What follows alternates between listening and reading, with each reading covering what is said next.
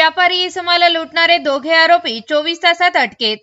तोफखाना पोलिसांनी 3,70,000 रुपयांचा मुद्देमाल जप्त. प्रदीप बिशनदास पंजाबी यांचा पुतण्या शिवम हा MIDC येथील राहुल वाईन्स दुकानातून 3 लाख रुपये रोख रक्कम घेऊन क्रेटा कारमधून ड्रायव्हर भरत मालसमिंदर याच्यासह परत येत होता.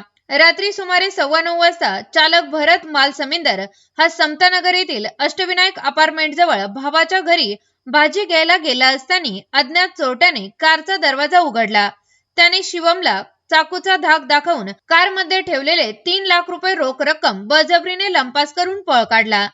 तोफखाना पोलीस स्टेशनमध्ये गुन्हा दाखल करण्यात आला असून 24 तासात उकल चालकच निघाला सूत्रधार. गुन्ह्याचे गांभीर्य लक्षात घेऊन पोलीस निरीक्षक श्री जगदीश भांबळ यांनी गुन्हे शोध पथक प्रमुख पोलीस उपनिरीक्षक योगेश साहेर व पथकाला तातडीने तपासाचे आदेश दिले. घटनास्थळी पाहणी व तांत्रिक तपासादरम्यान कार चालक भरत मालसमिंदरवर संशय निर्माण झाल्याने त्याची सखोल चौकशी करण्यात आली. गुप्त बातमीदार व तांत्रिक तपासातून चालकच गुन्ह्याचा प्रमुख सूत्रधार असल्याचे निष्पन्न झाले. भरत अशोक मालसमिंदर याने त्याचा साथीदार नवनाथ भाऊसाहेब जाधव याच्या मदतीने चोरी केल्याचे उघड झाले. दोन्ही आरोपींना ताब्यात घेऊन कसून चौकशी केली असता मुद्देमाल जप्त.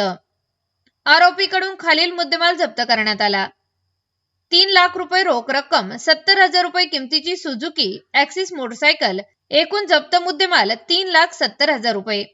पुढील तपास पोलीस उपनिरीक्षक योगेश साहेर करत आहे.